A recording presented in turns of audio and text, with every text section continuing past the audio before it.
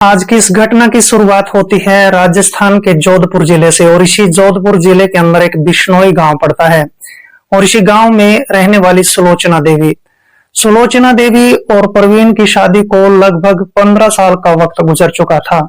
दोनों के पास एक छोटा सा 12 साल का बेटा भी होता है जिसका नाम जितेंद्र होता है, जो कि कक्षा 6 में अपनी पढ़ाई किया करता था। जितेंद्र हर रोज सुबह के 8 बजे स्कूल में चला जाता था, दोपहर के 2 बजे के आसपास अपने घर पर आ जाया करता था। और इस तरीके से इन दोनों के अच्छे तरीके से दिन गुजर रहे होते हैं। जो प्रवीण कुमार होता है वो गांव के सबसे बड़े जमींदार अर्जुन सिंह के खेतों में कामकाज किया करता था। प्रवीण के पास अपनी 4-5 भैंसें भी होती हैं। उनका चारा काटने के लिए वो अर्जुन जमींदार के खेत में ही चला जाया करता था। वहीं पर पहले तो वो अर्जुन जमींदार के पशुओं के लिए चारा काटा करता था, फिर अपनी भैंसों के लिए भी वहीं से चारा काट लिया करता था। और इस तरीके से वो चारे को लाकर अपने पशुओं को खिलाता था, अपनी भैंसों को खिलाता था, फिर उनका दूध वगैरह निकाल कर उसको एक डायरी में बेच दिया करता था, जिससे उसके घर का खर्च अच्छे तरीके से चल जाया करता था। दूसरी तरफ जो गांव का जमींदार अर्जुन होता है वो भी उसको महीने में कुछ पैसे दे दिया करता था।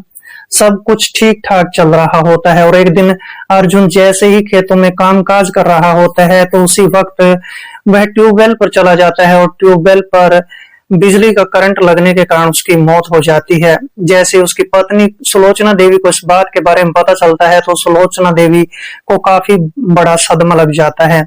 और इस तरीके से दिन गुजरते चले जाते हैं। जैसे सुलोचना देवी का पति गुजर जाता है तो अब सुलोचना देवी के कंधों पर पूरे घर की जिम्मेदारी पड़ जाती है।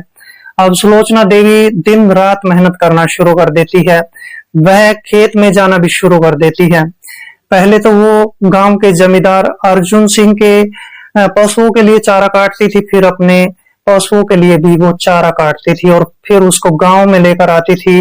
फिर उस चारे को काटने के बाद वह पशुओं को भी डाल दिया करती थी। इस तरह से इस सुलोचना देवी की यही दिनचर्या बन जाती है।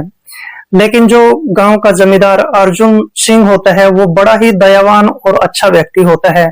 वह इसको हर महीने उतने ही पैसे दे दिया करता था जितने उसके पति को दिया करता था। इस तरीके से एक दिन गांव का जमींदार अर्जुन सिंह अपने बेटे दुष्यंत को कहने लगता है कि बेटा मैं 2 दिनों के लिए बाहर जा रहा हूँ, तुम घर का भी ख्याल रखना, साथ में खेती बाड़ी का भी ध्यान रखना। वह दुष्यंत के चाल चलन को जानता था, क्योंकि अर्जुन सिंह का बेटा दुष्यंत उसका चाल चलन ठीक नहीं होता है। वह लगभग एक ऐसे दिमाग वाला व्यक्ति होता है जो लगभग खूबसूरत महिलाओं को एक बार देख लेता था, बस उनके पीछे ही पड़ जाया करता था।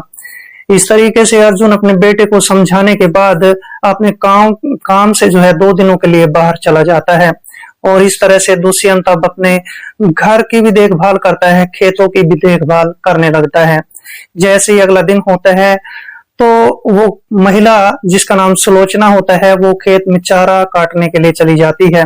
पहले तो वो जमींदार के खेतों के लिए चारा काटती है और फिर अपने लिए यानी अपने पशुओं के लिए चारा काटना शुरू कर देती है। तभी जो अर्जुन सिंह का बेटा दुष्यंत होता है वो खेतों में पहुंच जाता है, साथ में उसका नौकर बब्बन सिंह भी होता है। और जैसे दुष्यंत खेत में पहुंचता है तो उसकी नजर सुलोचना पर पड़ जाती है और इसके बाद दुष्यंत अपने नौकर बब्बन के साथ सुलोचना देवी के पास चला जाता है। सुलोचना देवी काफी खूबसूरत महिला होती है और जैसे ही दुष्यंत उसकी खूबसूरती को देखता है तो उस पर काफी मोहित भी हो जाता है। इसके बाद दुष्यंत उस महिला सुलोचना को कहने लगता है कि सुलोचना, तुम खेतों में कामकाज करते हुए अच्छी नहीं लगती हो, तुम ऐसा करो मेरे घर पर नौकरानी का काम करना शुरू कर दो। लेकिन वहां पर सुलोचना देवी कहने लगती है कि मेरे पास 4-5 पशु भी हैं, उनकी भी मैं देखभाल करती हूँ और उनसे ही मेरे घर का गुजारा अच्छे तरीके से चल जाता है। बाकी रही बात पैसों की, वो तुम्हारे पिता अर्जुन सिंह हमें थोड़े बहुत महीने में पैसे दे देते हैं, इस तरह से हमारा गुजारा चल जाता है। लेकिन सुलोचना देवी इस दुष्यंत के इरादे को नहीं समझ पाई थी कि आखिरकार दुष्यंत इसके साथ क्या करने वाला था। दुष्यंत अब इस महिला को कहने लगता है कि तुम ऐसा करो, मेरे साथ मेरे खेत में बने कमरे में चलो।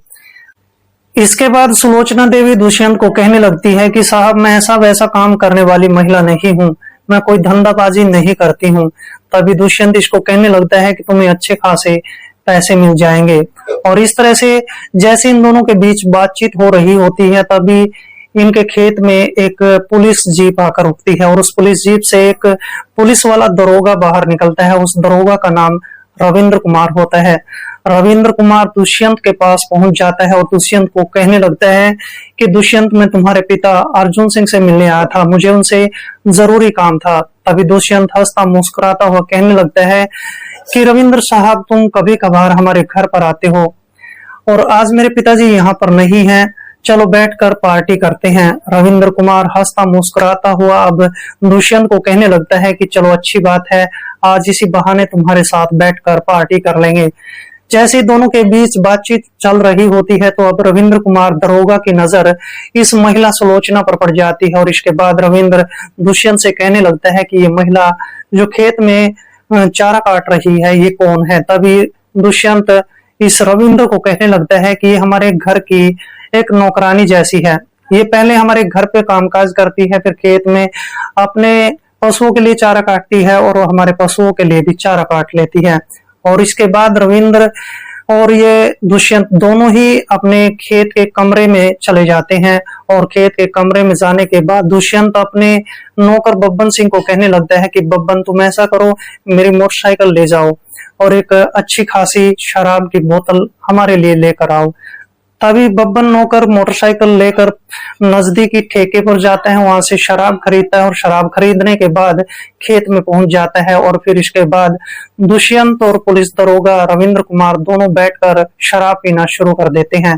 जैसे ही दोनों को नशा हो जाता है तो फिर रविंद्र पुलिस दरोगा इस दुष्यंत को कहने लगता है कि उस महिला को इस कमरे में बुला लो, आज मैं भी यहाँ पर मौज मस्ती करने आया हूँ। दुष्यंत जैसी उसकी बात को सुनता है तो कहने लगता है कि चलो हम दोनों ही उस महिला के पास जाते हैं और उसको यहाँ पर लेकर आ जाते हैं। इसके बाद ये दोनों ही फिर से सुलोचना देवी के पास चले जाते हैं और उसको कहने लगते हैं कि आज हमारे साथ वक्त गुजारो।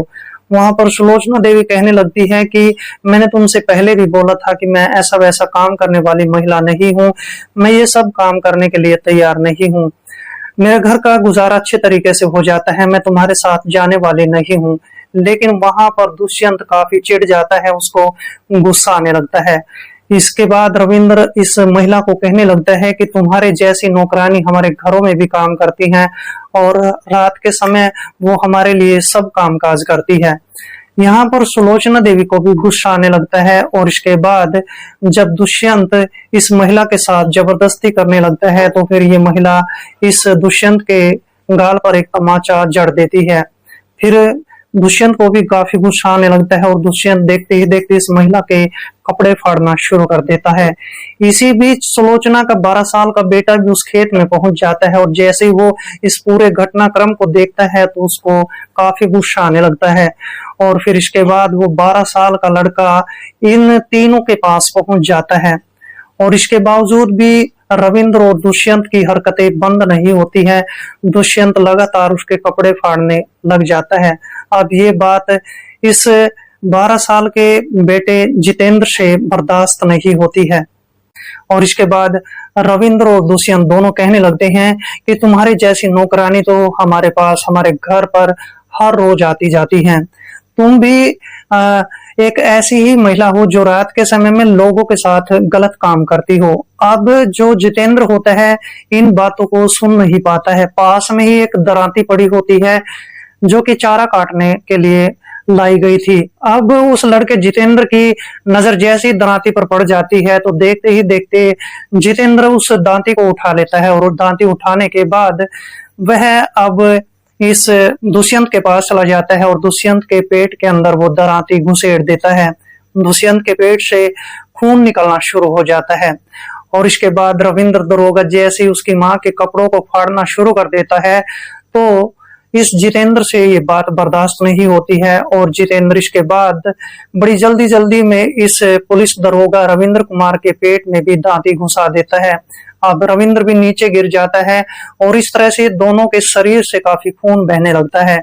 जितेंद्र यहीं पर नहीं रुकता है, जब तक उसकी माँ सुलोचना उसको पकड़ती तब तक ये जितेंद्र नाम का लड़का उस पुलिस दरोगा का गला काट चुका होता है और जैसे ही गला कट जाता है तो बब्बन जो नौकर होता है वो इस पूरी घटना को देख रहा होता है। बब्बन नौकर वहां पर शोर मचाना शुरू कर देता है, चिल्लाना शुरू कर देता है और बब्बन जब देखता है कि दुष्यंत वहां पर मर चुका है और रविंद्र भी तड़प रहा होता है तो बब्बन नौकर वहां से दौड़ता हुआ गांव में पहुंच जाता है और गांव में पहुंचने के बाद पूरे गांव में इस घटना को आग की तरह फैला देता है। जैसे गांव वालों को इस बात के बारे में पता चलता है तो गांव वालों के भी रोंगटे खड़े हो जाते हैं। सभी लोग सोचने पर मजबूर हो जाते हैं कि एक 12 साल के छोटे से लड़के ने ये कैसा कांड कर दिया है। और इसके बाद ये जो नौकर होता है बब्बन सिंह अपने मालिक अर्जुन सिंह के पास फोन कॉल करता है और 2 घंटे के बाद अर्जुन भी गांव में पहुंच जाता है। तब तक बब्बन पुलिस स्टेशन में फोन कॉल कर चुका होता है और पुलिस जैसे ही मौके पर पहुंचती है तो फिर बब्बन नौकर के साथ पुलिस खेत में भी पहुंच जाती है और खेत में पहुंचने के बाद देखती है कि रविंद्र और दुष्यंत की लाशें वहां पर पड़ी हुई थी, उनके शरीर से खून बह रहा होता है।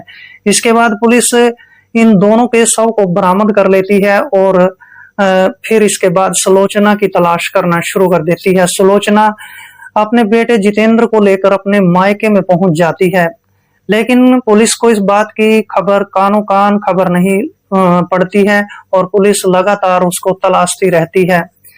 लगभग 2 दिन का वक्त लग जाता है और पुलिस को कहीं से पता चलता है कि सुलोचना देवी अपने बेटे जितेंद्र को लेकर अपने मायके में चली गई है। पुलिस वहीं पर पहुंच जाती है और फिर पुलिस सुलोचना देवी और उस 12 साल के बेटे जितेंद्र को भी गिरफ्तार कर लेती है। दोनों को पुलिस स्टेशन में लाया जाता है और दोनों से पूछताछ शुरू कर दी जाती है। और इसके बाद पुलिस जैसे ही इस महिला सुलोचना से सवाल जवाब करने लगती है तो सुलोचना अपनी पूरी कहानी को पुलिस वालों के सामने बयां कर देती है, लेकिन जितेंद्र अपनी बहादुरी दिखाते हुए वहां पर चीख चीख कर चिल्ला चिल्ला कर कहने लगता है कि उन दोनों का कत्ल मैंने किया है। वो दोनों मेरी माँ के साथ जबरदस्ती कर रहे थे, इसलिए मैंने उन दोनों का कत्ल कर दिया है। और जैसे ही पुलिस इस छोटे से बच्चे की इन बातों को सुनती है तो पुलिस के भी रोंगटे खड़े हो जाते हैं।